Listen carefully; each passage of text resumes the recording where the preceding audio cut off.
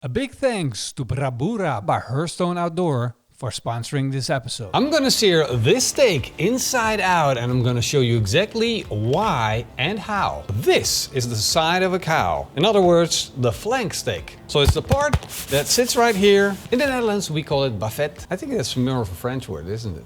We stole it again, just like umbrella, parapluie. Parapluie, trottoir, toilette. Portefeuille. Portefeuille. Let's take a closer look at it. This is a flank steak. It's a beautiful steak with a good amount of intermuscular fat, and when you cook it up, it tastes freaking delicious. But there is a problem with this steak and the way that I'm going to cook it. If I look at the thickness, it's not particularly thick, but it's very uneven in thickness.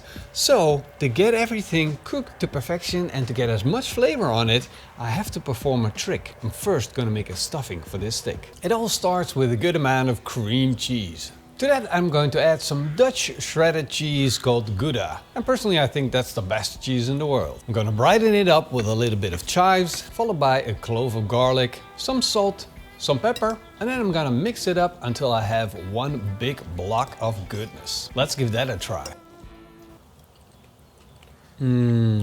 Dutch cheese is really good. Now that the stuffing is ready, I'm gonna present to you the first part of my trick to get this steak absolutely perfect. So I'm gonna take my chef's knife and I'm going to slice into it. Now you can see that this is the thin part and this is the thickest part. And the best steak is cooked evenly, which means we gotta cook the thickest part just as much as we cook the thin part. And that's why I'm slicing into the thickest part all the way until I reach the thinnest part. I'm gonna stabilize my knife on the cutting board so that I'm gonna get a straight cut. Of course, having a sharp knife is very convenient, and that's as far as I wanna go. Now I'm getting to the thin part. Now basically I divided the steak up into 3 parts that are equally thick and are gonna cook equal and therefore better. The steak is now ready and I'm gonna fire up my flat top griddle, the Brabura grill. So I'm gonna light up 2 of my burners, and with that I'm creating a hot zone and a cold zone to cook on.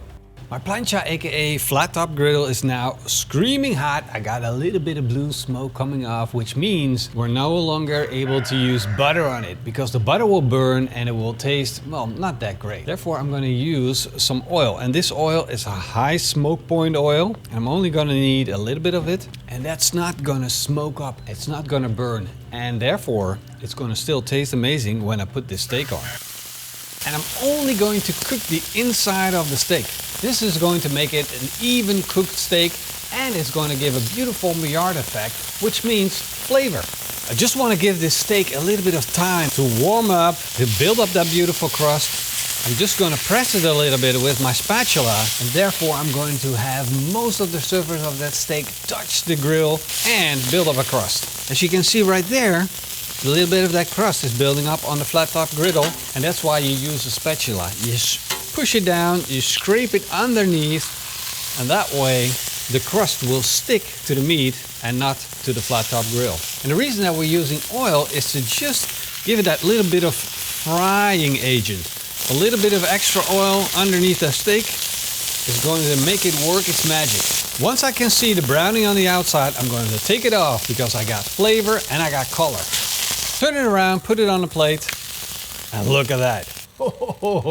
Wow, that is one good looking steak. And this is only the inside. We haven't even started working on the outside yet. And now I'm gonna use this steak and stuff it with the stuffing that I just created. I'm gonna spread that out, and that rich and creamy stuffing is going to melt and be delicious inside my steak, making it rich and creamy and turning it from a steak into a whole meal. Now it's time to fold the steak back and close it up again. Now I know this looks like a weird steak at the moment, but we got this piece that is completely raw.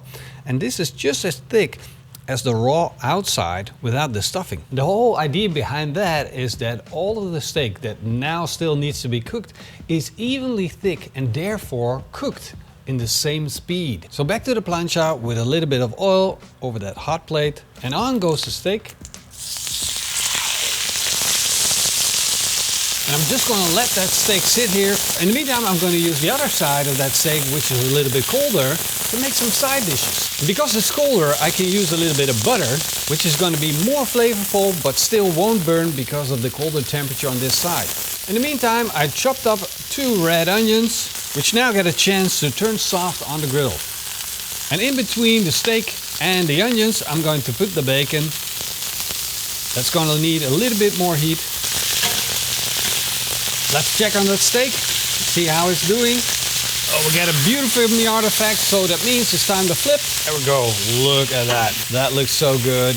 Oh, the cheese is starting to run out. Don't worry about that too much. It's gonna build up a beautiful crust on the plancha. And the bacon now is starting to turn nice and brown, so it's time to add the onions to the bacon. And I got one last addition to my topping, and that is mini mushrooms. And the thing that mini mushrooms do is soak up all that bacon grease and all the onion flavor. It's just gonna be like a sponge. Just wait until you see what that looks like in the end. And as you might have noticed, I haven't used any salt yet. That's because I have salt in my cheese that's sitting in my steak. I have salt in the bacon. So if I would have added more salt to the steak, it would have over-seasoned the steak. So I'm just not gonna touch any salt today. And that's saying something. I always do loads of salt. I think that steak's about done right now.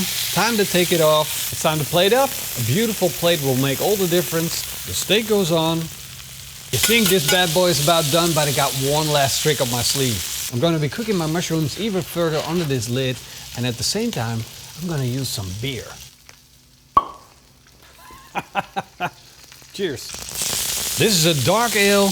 I'm gonna use it to steam the rest of the ingredients. Flavor, flavor, flavor. Adding flavor to this dish, making it something extraordinary. And once that beer caramelized, it's time to put it on the plate. One big happy family of flavor on a plate.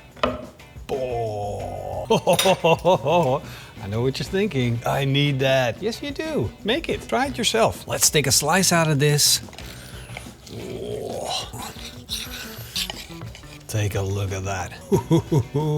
Let's get some of that onion, mushroom, bacon. Big bites for big boys.